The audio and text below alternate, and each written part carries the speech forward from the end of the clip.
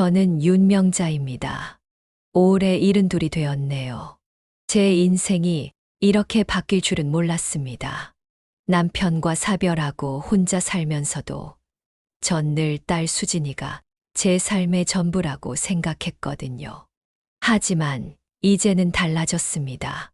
제가 어떻게 이렇게 변했는지 천천히 들려드리고 싶네요.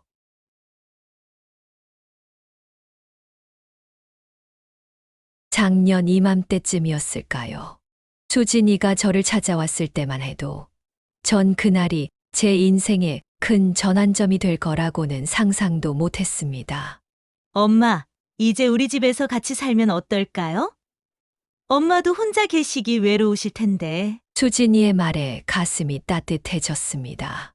남편을 잃고 외롭게 지내던 저에게는 너무나도 반가운 제안이었죠. 딸과 함께 살 수 있다는 생각에 설렘도 가득했고요. 하지만 지금 되돌아보면 그때 느꼈던 그 설렘이 얼마나 순진했는지 모르겠네요. 30년 전 수진이가 처음 걸음마를 뗐을 때가 떠오릅니다. 그때 전 수진이의 작은 발걸음 하나하나를 지켜보며 얼마나 행복했었는지. 지하철을 타고 수진이네 집으로 가는 동안 옛 기억들이 스쳐 지나갔어요. 수진이가 처음 학교에 입학하던 날, 교복을 입고 환하게 웃던 모습, 대학 합격 소식을 듣고 저를 와락 끌어안던 순간, 결혼식 날 새하얀 웨딩드레스를 입고 꽃같이 예쁘던 모습까지. 전 그런 수진이가 세상에서 제일 자랑스러웠습니다. 남편 없이 홀로 키우면서도 단 한 번도 힘들다고 생각한 적이 없었어요. 수진이의 웃는 얼굴이면 그걸로 충분했으니까요. 하지만 그날 수진이네 집으로 들어서는 순간부터 뭔가 달랐습니다. 현관문을 열고 들어서자마자 느껴지는 낯선 공기, 사위 현석 씨의 어색한 미소, 그리고 수진이의 뒤에 숨어 저를 빤히 쳐다보는 손주들. 짐을 풀면서도 가슴 한켠이 묘하게 불안했습니다. 마치 제가 이방인이 된 것 같은 느낌이었달까요. 하지만 전 그때까지만 해도 그게 시작일 뿐이라는 걸 몰랐습니다. 이제와 생각해보면 그날이 제 인생의 두 번째 장이 시작되는 날이었나 봅니다.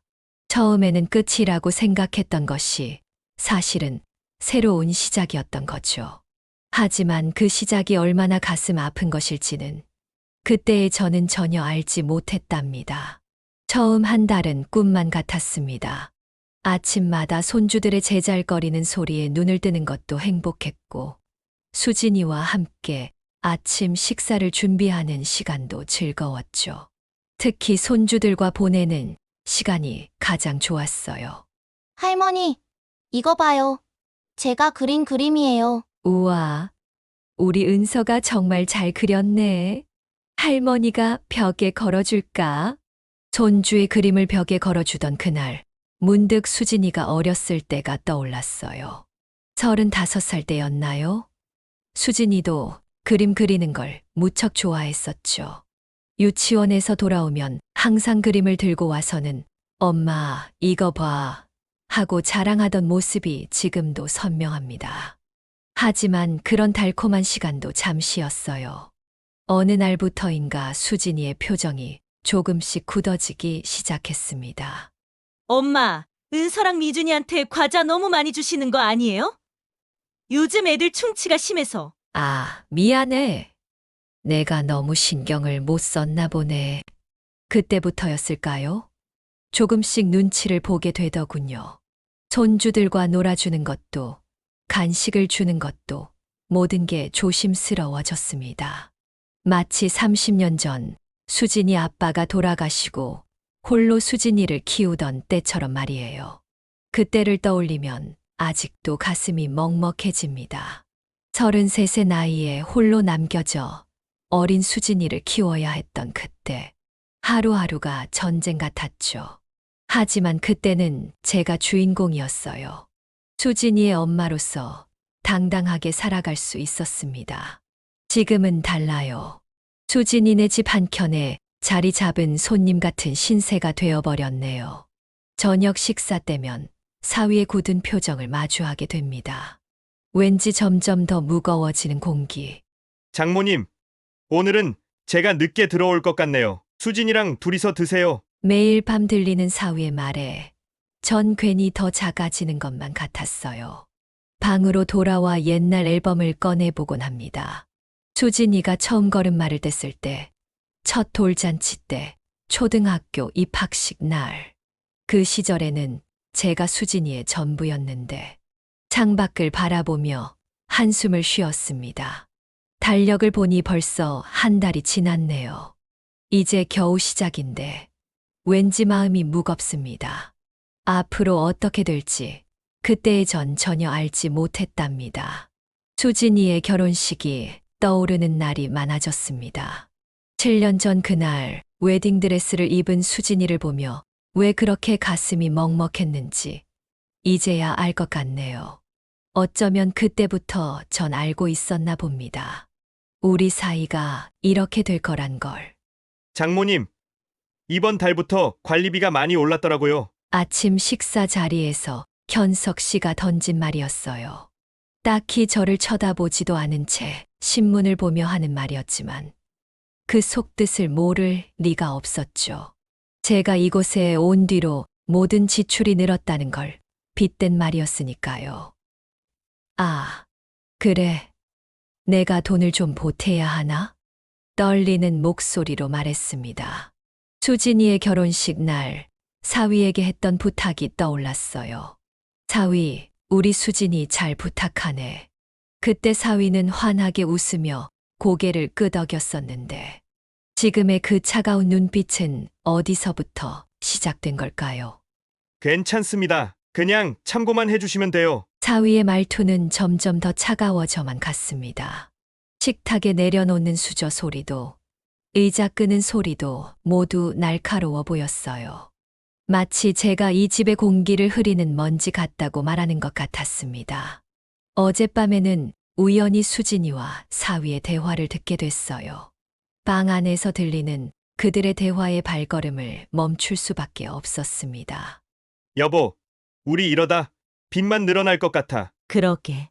어머님 모시고 나서부터 지출이 너무 많아졌어. 엄마가 연금을 받으시긴 하지만 그거 가지고 뭘 해? 약값도 만만찮을 텐데. 가슴이 찢어지는 것 같았어요. 문득 수진이가 대학에 합격했을 때가 떠올랐습니다. 그때 전 얼마나 기뻤었나요? 밤늦게까지 식당 일을 하면서도 수진이의 등록금을 위해 한 푼이라도 더 모으려 했었죠. 우리 수진이, 너는 엄마처럼 살면 안 돼. 더 높이 올라가야 해. 그때 전 진심이었어요. 제 딸은 저보다 더 나은 삶을 살아야 한다고 믿었으니까요. 하지만 지금 생각해보면 그때 제가 심어준 그 생각이 오히려 우리 사이를 이렇게 만든 걸까요? 주방에서 설거지를 하면서도 자꾸 눈물이 났습니다. 수진이가 결혼하던 날 웨딩드레스를 입히면서 나눈 대화가 자꾸 떠올랐어요. 엄마, 결혼하면 더 자주 보자. 우리 집에서 같이 살아도 되고. 그래, 우리 딸. 그때는 그 말이 그저 딸의 따뜻한 마음으로만 들렸는데 이제 와서 생각해보니 그 말 속에 숨겨진 동정이 느껴지는 것 같았어요. 마치 불쌍한 엄마를 어떻게든 챙겨야 한다는 의무감 같은 것이 말이에요. 어제는 손주 은서가 제 방으로 찾아왔어요. 할머니, 왜 울어요? 아니야, 할머니 안 울어. 그냥 눈이 좀 아팠어. 은서의 작은 손이 제 뺨을 닦아주었습니다. 그 순간 또다시 수진이가 어렸을 때가 떠올랐어요. 수진이도 그랬었죠. 제가 힘들 때면 곁에 와서 조그만 손으로 얼굴을 닦아주곤 했었는데 창밖으로 보이는 달빛이 유난히 쓸쓸해 보입니다. 방 한켠에 놓인 제 짐 가방을 바라보며 한숨이 나왔어요. 언제부터일까요? 제 짐을 완전히 풀어놓지 못하고 언제든 떠날 준비를 하고 있는 제 모습이 이렇게 낯설게 느껴진 건 오늘도 전 이렇게 밤을 보냅니다. 딸의 집에서, 하지만 딸의 집이 아닌 곳에서 이방인처럼 숨죽여 살아가고 있네요. 수진이의 결혼식 날 느꼈던 그 불안한 예감이 이렇게 현실이 되어 저를 무겁게 누르고 있습니다. 오늘 아침 수진이가 처음으로 제게 소리를 질렀습니다. 손주 민준이가 감기에 걸려 열이 나서 제가 걱정되어 좀 더 두껍게 입혀 보냈을 뿐인데 엄마, 제발 너무 간섭하지 마세요. 제가 애 어떻게 키우는지 지켜보기만 하면 안 돼요? 그 말을 듣는 순간 마음이 너무 아팠습니다. 수진이가 4살 때였어요. 한겨울 밤 갑자기 높은 열이 나서 온몸을 부들부들 떨던 수진이를 안고 병원을 찾아 헤매던 날이었죠. 우리 수진이 엄마가 있잖아. 걱정하지 마. 그날 밤 응급실에서 수진이를 안고 밤새 눈도 못 붙였던 기억이 납니다. 체온계의 숫자가 조금이라도 내려갈 때마다 안도의 한숨을 쉬었던 그 밤. 지금도 그때의 불안함이 생생해요. 엄마의 그런 과잉보호가 문제라니까요. 민준이는 제 아들이에요. 제가 알아서 키울게요. 수진이의 말이 가슴을 파고들었습니다. 과잉보호라. 그래요. 어쩌면 전 너무 수진이의 삶에 깊이 관여하려 했는지도 모르겠어요. 하지만 그건 다 사랑이었는데 문득 수진이 중학생이었을 때가 떠오릅니다. 친구들과 놀다가 늦게 들어온 날 걱정되어 혼을 냈더니 수진이가 말했었죠. 엄마, 나도 이제 다 컸다고요. 너무 걱정하지 마세요. 그때는 그저 사춘기려니 했는데 지금 생각해보니 수진이는 계속 저에게 말하고 있었던 걸까요? 자신의 삶을 존중해달라고. 부엌에서 설거지를 하다가 문득 그릇을 떨어뜨렸습니다. 깨지는 소리에 수진이가 달려왔어요. 엄마, 또 그러시네요. 조심 좀 하시라니까. 예전 같았으면 괜찮아요? 라고 물었을 텐데 이제는 그런 따뜻한 말 한마디가 없네요. 깨진 그릇 조각을 주우며 수진이가 고등학교 때 아파서 밥도 못 먹던 날이 떠올랐어요. 엄마가 죽 끓여줄게. 우리 수진이 이거라도 먹어야지. 그때 얼마나 마음이 아팠었는지. 수진이가 한 숟가락이라도 더 먹기를 바라며 밤새 죽을 끓이고 이마에 수건을 얹어주던 그날들. 지금의 수진이는 그런 날들을 기억하고 있을까요? 엄마, 이제 제 살림은 제가 알아서 할게요. 너무 신경 쓰지 마세요. 오늘 점심 때 들은 말입니다. 제가 김치를 담그려고 하자 수진이가 한 말이에요. 예전에는 엄마가 담근 김치가 최고야. 라고 하더니 이제는 그것조차 간섭으로 느끼나 봅니다. 창가에 앉아 밖을 바라보니 가을비가 내리고 있네요. 수진이가 수능 치던 날도 이렇게 비가 왔었죠. 그날도 전 아침 일찍 일어나 수진이 도시락을 싸고 따뜻한 핫팩도 준비했었는데 엄마, 이제 그만 쉬세요. 제가 다 할 수 있어요. 식탁을 닦던 제 손에서 행주를 뺏어가며 하는 말에 또다시 마음이 아파옵니다. 전 그저 도움이 되고 싶었을 뿐인데 이제는 그 마음조차 부담이 되어버린 걸까요? 방으로 돌아와 거울을 보니 낯선 얼굴이 보입니다. 언제부터 이렇게 늙어버린 걸까요? 수진이의 눈에는 제가 어떻게 보일까요? 그저 귀찮고 부담스러운 늙은이로만 보이는 걸까요? 침대맡에 놓인 사진첩을 펼쳤습니다.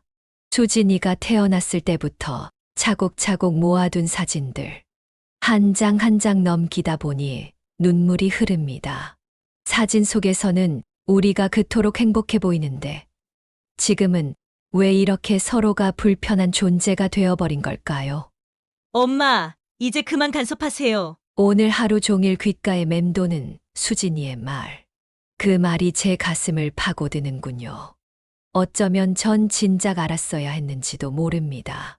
수진이에게 전 이제 더 이상 필요한 존재가 아니라는 것을. 하지만 그걸 인정하기가 너무 힘드네요. 오늘 아침 마침내 그 말이 나왔습니다. 아니, 어쩌면 전 이 말을 기다리고 있었는지도 모르겠네요. 마치 29해 전 의사가 남편의 병세를 설명하던 그날처럼. 이미 알고 있었지만 끝까지 부정하고 싶었던 현실처럼 말이에요. 장모님, 이제 그만 독립하시는 게 어떨까요? 아침 식사 자리였습니다. 사위는 평소와 다름없이 신문을 보고 있었고 수진이는 아이들 도시락을 싸고 있었죠. 그저 평범한 아침이었는데 그 한마디가 모든 걸 바꿔놓았습니다. 여보, 수진이가 현석 씨를 말리는 듯 했지만 사위의 말은 계속되었어요. 아파트 관리비도 오르고 물가도 오르고 솔직히 저희도 버거워요. 장모님도 아시잖아요? 순간 29년 전 남편이 중환자실에 있을 때가 떠올랐습니다. 그때도 의사는 이렇게 차분한 목소리로 말했었죠. 많이 힘드실 텐데 이제 준비를 하셔야 할 것 같습니다. 그날의 기억이 너무나 선명해서 숨이 막혔습니다. 지금도 그날처럼 제 인생의 큰 기둥이 무너져 내리는 것 같았어요. 엄마. 수진이가 제 손을 잡았습니다. 하지만 그 손길이 왜 이리 차갑게 느껴지는 걸까요? 사실 저도 현석 씨 말이 맞는 것 같아요. 엄마도 이제 자유롭게 사셨으면 좋겠어요. 자유롭게. 그 말이 가슴을 파고듭니다. 남편이 떠나고 혼자가 되었을 때도 이런 말을 많이 들었죠. 이제 자유롭게 사세요. 혼자만의 시간을 가지세요. 하지만 그때 전 진정한 자유 따위는 원하지 않았어요. 그저 수진이를 위해, 제 딸을 위해 살아가는 것. 그것만이 제 삶의 이유였는데. 엄마, 우리 둘 다 이제는 변화가 필요한 것 같아요. 수진이의 말에 고개를 들어보니 그 애의 눈에도 눈물이 고여 있었습니다. 하지만 그 눈물이 미안함 때문인지 아니면 안도감 때문인지는 알 수 없었어요. 문득 수진이가 5살 때의 기억이 스쳐 지나갔습니다. 남편이 떠나고 처음 맞는 명절이었죠. 폭우가 쏟아지던 그날 수진이는 열이 나서 울고 있었어요. 아빠가 보고 싶어. 엄마가 있잖아. 엄마가 있으니까 걱정하지 마. 그날 밤 수진이를 안고 밤새 달래주었던 기억이 납니다. 그때는 제가 수진이의 전부였는데 지금은 제가 오히려 수진이의 짐이 되어버렸네요. 장모님, 연세도 있으시고 복지관 쪽에 아시는 분들도 많으시잖아요. 사위의 말이 이어졌습니다.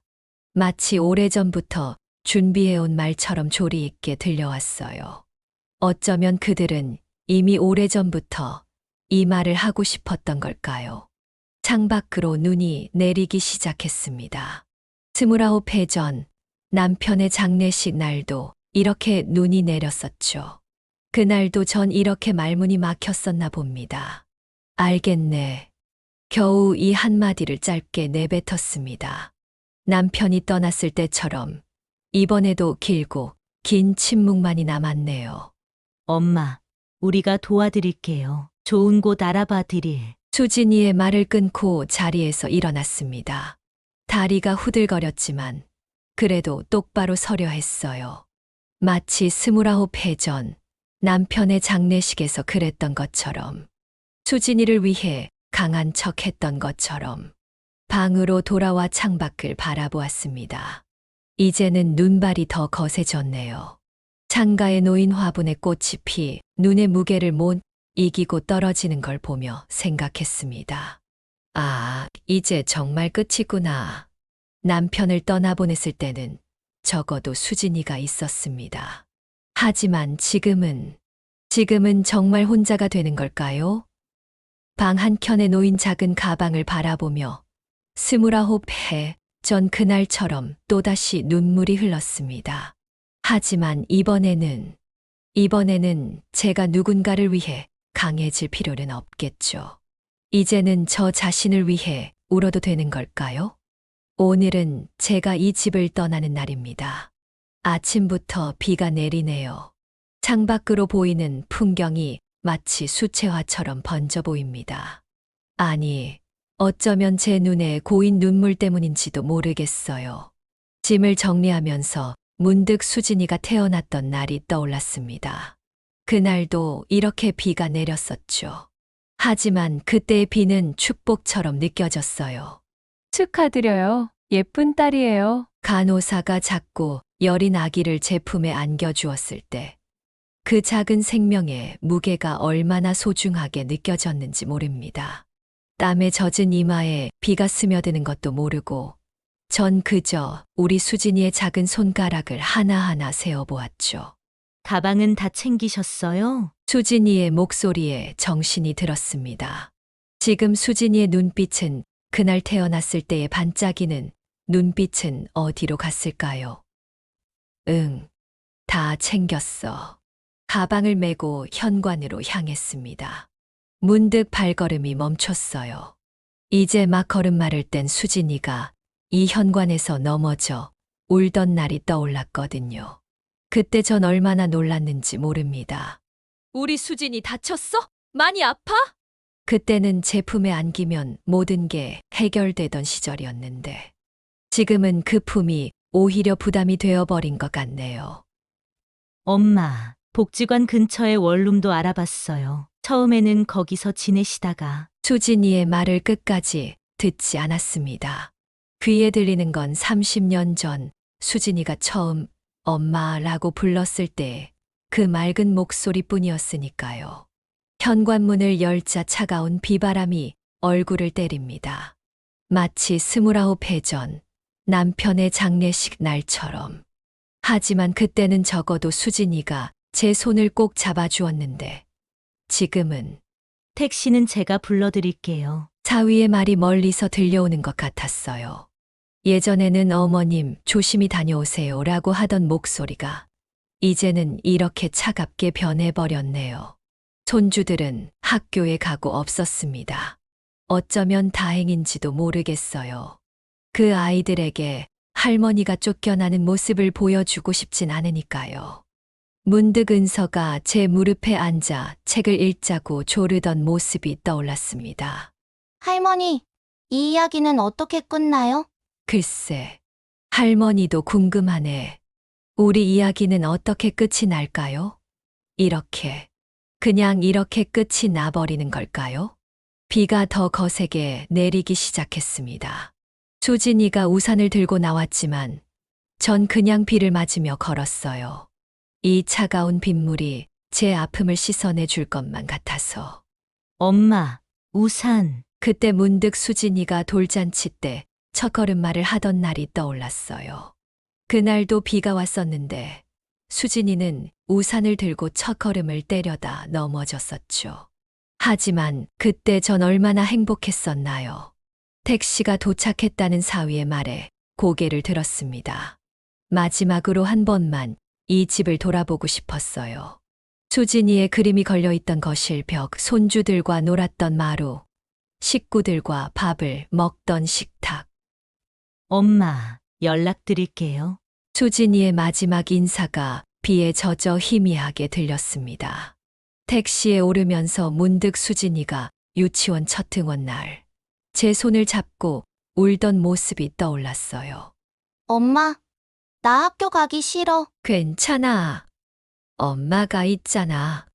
그때는 제가 수진이의 전부였는데 이제는 제가 수진이의 짐이 되어버린 것 같아 마음이 좋지가 않네요. 택시가 움직이기 시작하자 거울로 보이는 수진이의 모습이 점점 작아졌습니다. 30년 전 제 품에 안겨있던 그 작은 아기처럼 비는 계속 내립니다. 창밖으로 흐르는 빗물 사이로 지난 시간들이 주마등처럼 스쳐 지나가네요. 수진이의 첫 웃음, 첫 걸음마, 첫 등교. 그 모든 순간들이 이제는 그저 흘러가는 빗물처럼 희미해져만 가는 것 같아요. 택시 기사님이 어디로 모실까요? 물으시는데 저는 대답을 못했습니다. 사실 갈 곳이 없다는 걸 이제야 실감하게 되었거든요. 평생을 딸을 위해 살았던 저에게 이제 남은 건 무엇일까요? 친구 영숙이의 집에서 보낸 지 2주일째 되는 날이었습니다.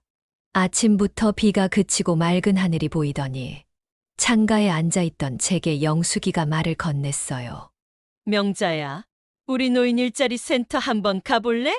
거기 괜찮은 일자리가 많대. 처음에는 고개를 저었습니다. 이 나이에 무슨 일을. 하지만 문득 25살 때에 제가 떠올랐어요. 그때 전 도서관 사서가 되고 싶었거든요. 하지만 집안 형편 때문에 그 꿈을 접어야 했죠. 사서, 그게 뭐야? 책을 정리하고 관리하는 일이야. 난 책 냄새가 좋더라. 그때 아버지께 말씀드렸던 기억이 납니다. 하지만 결국 그 꿈은 이루지 못했어요. 대신 식당 일을 시작했죠. 그리고 얼마 지나지 않아 남편을 만나고 수진이를 낳고 명자야, 한 번만 가보자. 응? 영숙이의 성화에 못 이겨 따라 나선 노인 일자리 센터. 그곳에서 제 인생이 바뀔 줄은 정말 생각지도 못했습니다. 작은 도서관인데 책 정리하고 아이들 책 읽어주는 일이에요. 하실 수 있으실 것 같은데. 담당자분의 말씀에 가슴이 떨렸습니다. 마치 오래전 잃어버린 꿈을 다시 마주한 것 같았어요. 손주들에게 책을 읽어주던 기억이 떠올랐습니다. 할머니, 이 다음에는 어떻게 돼요? 그러게 말이야, 기대되지? 그때마다 손주들의 반짝이는 눈동자를 보며 행복했었는데, 이제는 그 추억이 아프게만 느껴지네요. 한번 해보시겠어요? 망설이는 제 모습을 보며 담당자분이 다시 물으셨습니다. 문득 수진이가 어렸을 때 그림책을 읽어주던 순간이 떠올랐어요. 엄마, 내일도 읽어줘. 그래, 우리 수진이한테 매일매일 읽어줄게. 그때는 그 약속을 영원히 지킬 수 있을 거라 생각했는데, 세월이 참 빠르네요. 네, 한번 해보겠습니다. 떨리는 목소리로 답했습니다. 그날부터 작은 도서관에서 일을 시작했어요. 처음에는 모든 게 낯설고 어려웠습니다. 컴퓨터도 잘 다루지 못해 실수도 많이 했고요. 윤명자 선생님, 이렇게 하시면 돼요. 젊은 사서 선생님이 하나하나 가르쳐 주셨어요. 그 모습이 어쩐지 어린 시절 수진이가 저에게 매미 잡는 법을 가르쳐 주던 모습과 겹쳐 보였습니다. 엄마, 이렇게 살살 다가가야 해. 라며 가르쳐 주면서 같이 웃었던 그때의 수진이처럼 전 하나씩 배워 나갔어요. 책을 정리하는 법, 도서 관리 프로그램 사용하는 법, 아이들에게 책 읽어주는 법까지. 할머니, 이 책 재미있어요. 도서관에 오는 아이들이 건네는 말 한마디에 가슴이 따뜻해졌습니다. 마치 수진이가 어렸을 때로 돌아간 것 같았어요. 하지만 이번에는 달랐습니다. 이건 더 이상 엄마로서의 저가 아닌 윤명자라는 한 사람으로서의 제 모습이었으니까요. 선생님, 내일도 와주세요. 아이들의 웃음소리를 들으며 문득 생각했습니다. 어쩌면 이게 제가 진정으로 원했던 삶이었을지도 모른다고요. 누군가의 엄마나 할머니가 아닌 그저 저 자신으로 살아가는 삶. 퇴근길에 마주한 노을이 유난히 아름다워 보였습니다. 주머니 속 봉투에는 제 이름으로 된 첫 월급이 들어 있었어요. 비록 적은 돈이지만 이렇게 기쁜 적은 처음이었습니다. 나도 할 수 있구나. 작은 소리로 중얼거렸습니다. 문득 25살에 제가 떠올랐어요. 도서관 사서를 꿈꾸던 그 소녀에게 이렇게 말해주고 싶어졌습니다. 괜찮아. 늦지 않았어. 우리가 꿈꾸던 그 자리에 지금 서 있잖아. 집으로 돌아오는 길, 달빛이 참 밝았습니다. 예전에는 이런 밤이면 수진이 생각에 잠을 이루지 못했는데, 오늘은 왠지 달리 보이네요. 마치 새로운 시작을 알리는 것처럼 말이에요. 가슴이 벅차올랐습니다. 기쁨의 눈물도 뺨을 타고 내리네요. 너무나 행복한 순간입니다. 도서관에서 일한 지 2달째 되던 날이었습니다.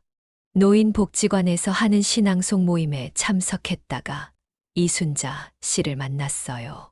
처음 본 순간부터 왠지 모를 친근감이 들더군요. 저도 혼자 살아요. 딸이 있긴 한데 미국에 살아서. 이순자 씨의 말에 가슴 한켠이 찡해졌습니다. 저와는 다른 이유지만 그도 저처럼 외로운 사람이었네요. 신앙송이 끝나고 커피를 마시며 이야기를 나눴어요. 딸이 이제는 미국에서 살겠대요. 처음엔 많이 서운했죠. 하지만 지금은 오히려 더 행복해요. 이순자 씨의 말에 고개를 들었습니다. 그의 눈빛에서 진심이 느껴졌거든요. 문득 수진이가 떠올랐습니다. 어쩌면 우리 모녀도 이렇게 떨어져 있는 게 더 나을지도 모르겠다는 생각이 들었어요. 우리 같이 살아요. 제 집이 좀 좁긴 하지만 갑작스러운 제안에 놀랐습니다. 하지만 그 순간 이상하게도 마음이 따뜻해지는 걸 느꼈어요. 마치 오래전 수진이가 처음으로 제 손을 잡았을 때처럼. 정말 괜찮으시겠어요? 이순자 씨는 환하게 웃으며 고개를 끄덕였습니다. 그날부터 우리는 함께 살기 시작했어요. 처음에는 어색했지만 점점 서로를 이해하게 되었죠. 영자 씨는 아침밥 하는 걸 참 좋아하네요. 순자 씨는 청소하는 게 취미인가 봐요. 서로의 습관을 배우고 이해하고 맞춰가는 과정이 새로웠습니다. 수진이와 살 때는 늘 눈치를 보며 조심스러웠는데 이순자 씨와는 달랐어요. 오늘은 내가 김치찌개 끓여볼게요. 아니에요. 제가 할게요. 같이 해요, 명자 씨. 부엌에서 함께 요리를 하다 보면 어느새 웃음이 나왔습니다.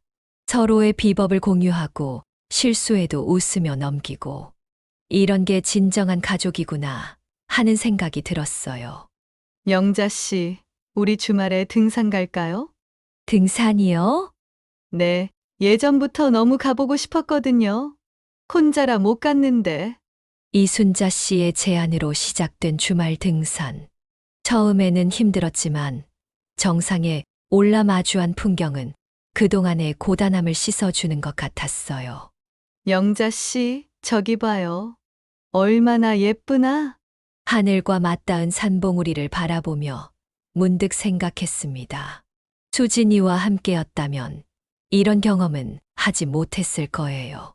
늘 누군가의 엄마로만 살았던 저에게 이제는 제 삶이 생긴 거죠. 우리 다음엔 바다 구경 가요. 좋아요, 순자 씨. 서로를 위로하고 의지하는 사이가 되었습니다. 때로는 울기도 하고 때로는 크게 웃기도 하면서 혈연은 아니지만 오히려 더 깊은 이해가 생겼어요. 영자 씨, 우리가 진짜 가족인 것 같아요. 예, 저도 그렇게 느껴지네요. 어느 날 저녁 달빛 아래 테라스에 앉아 차를 마시며 이순자 씨가 말했습니다. 혈연이 전부가 아니더라고요. 이렇게 서로 이해하고 배려하는 게 진짜 가족 아니겠어요? 순자 씨의 말에 고개를 끄덕였습니다. 문득 수진이와 살았던 날들이 떠올랐어요. 그때는 혈연이라는 이름으로 모든 걸 참고 견뎌야 한다고 생각했는데 영자 씨, 내일은 제가 도서관에 구경 가도 될까요? 그럼요.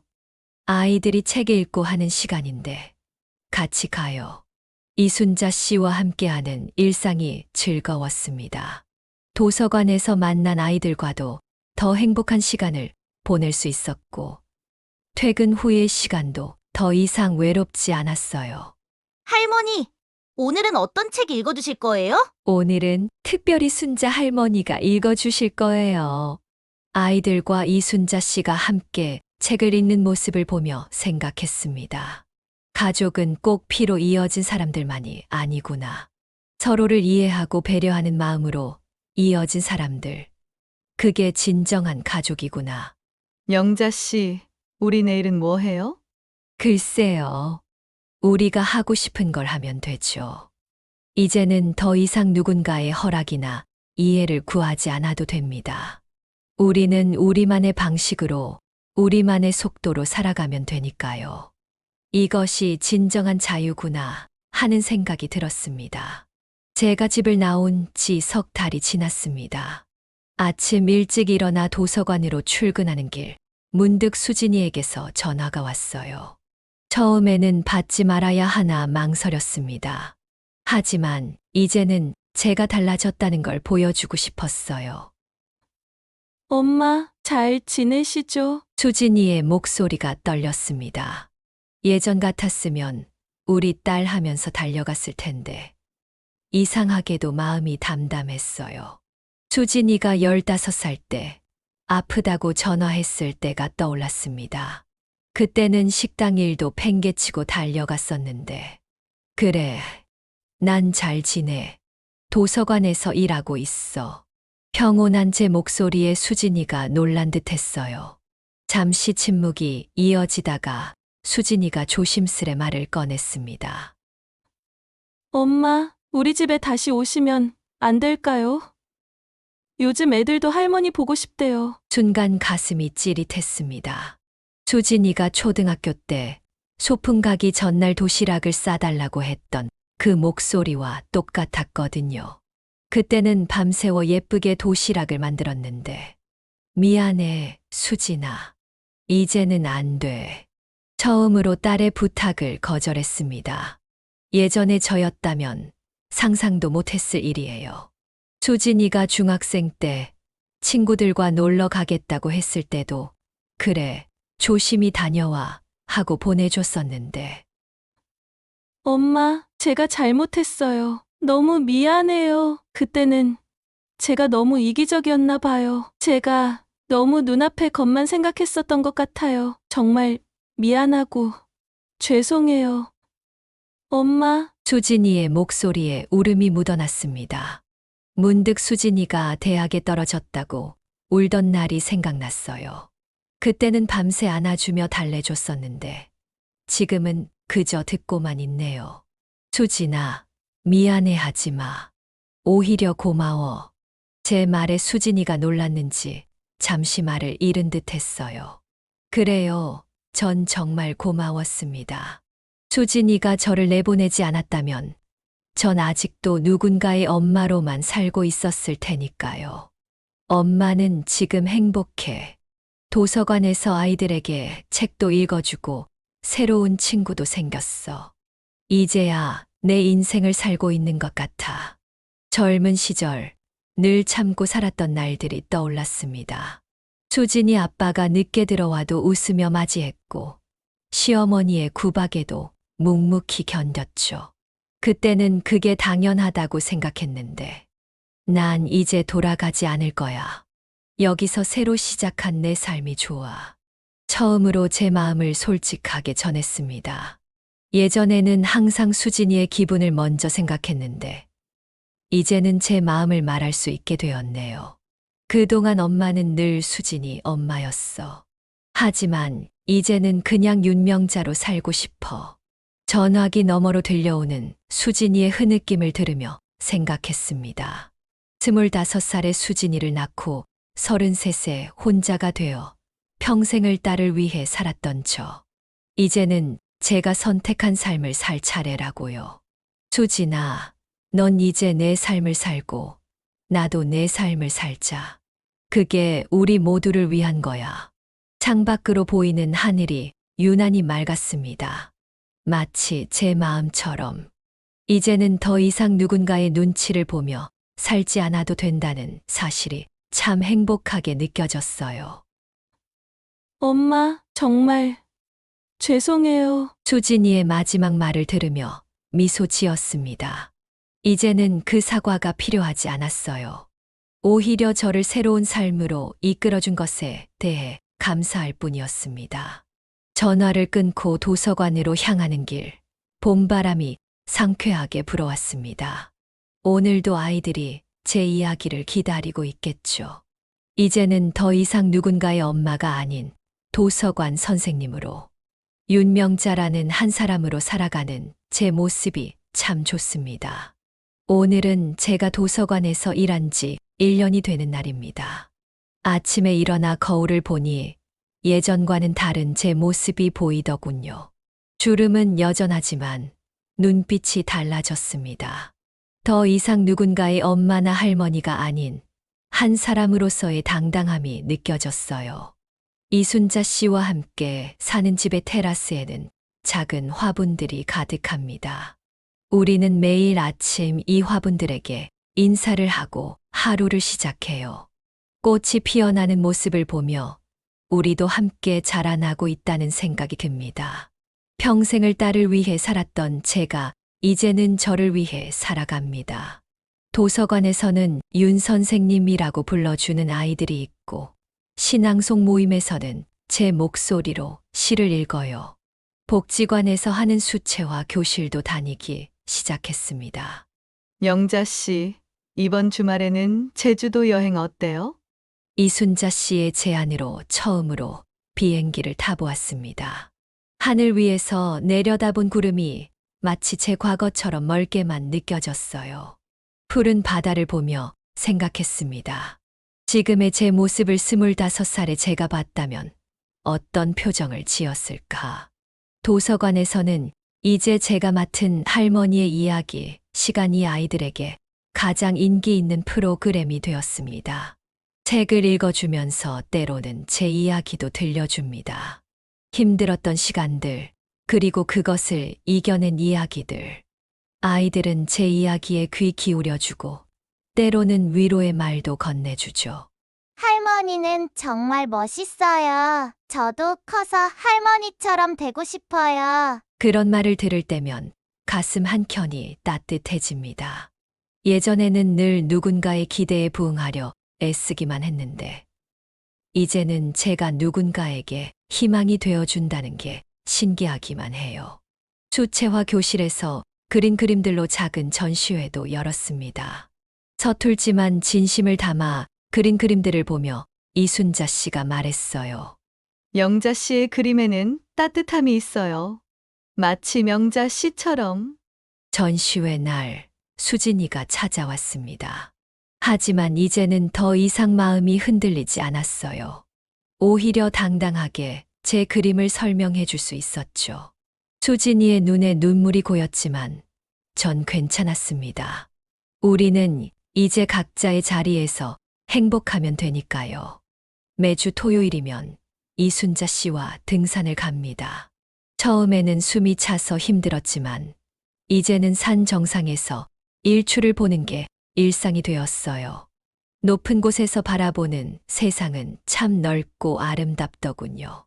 영자 씨, 우리 내년에는 유럽 여행 가요. 그래요, 순자 씨. 우리 파리에 가서 에펠탑도 보고 이제는 꿈을 꿀 수 있게 되었습니다. 더 이상 누군가의 허락이나 이해를 구하지 않아도 되죠. 제 삶의 주인공은 바로 저니까요. 도서관 아이들과 함께 만든 작은 정원에는 매일 새로운 이야기가 피어납니다.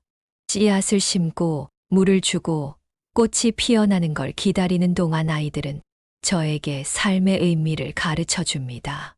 할머니, 이 꽃은 언제 필까요? 글쎄, 우리가 함께 기다려보자.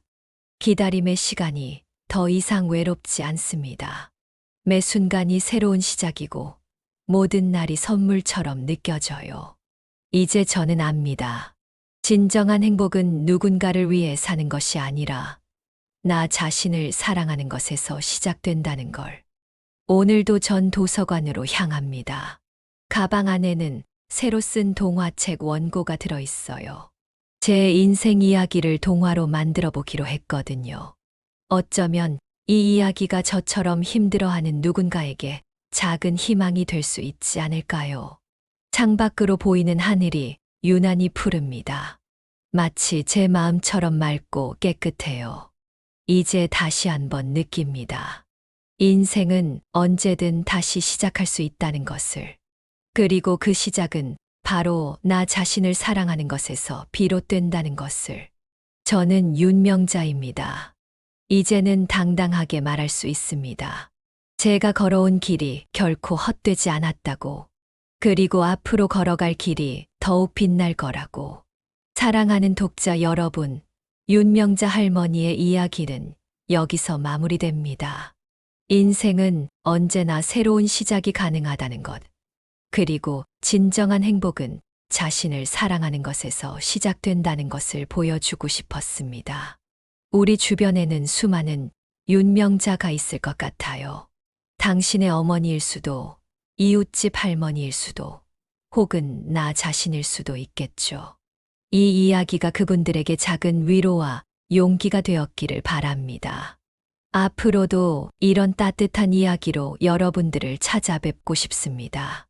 이 글이 마음에 드셨다면 구독과 좋아요, 그리고 댓글로 여러분의 이야기도 들려주세요. 여러분의 응원이 더 좋은 이야기를 만들어가는 힘이 됩니다. 아직은 추운 봄날이지만 우리 모두가 각자의 자리에서 자신만의 행복을 찾을 수 있기를 진심으로 바랍니다.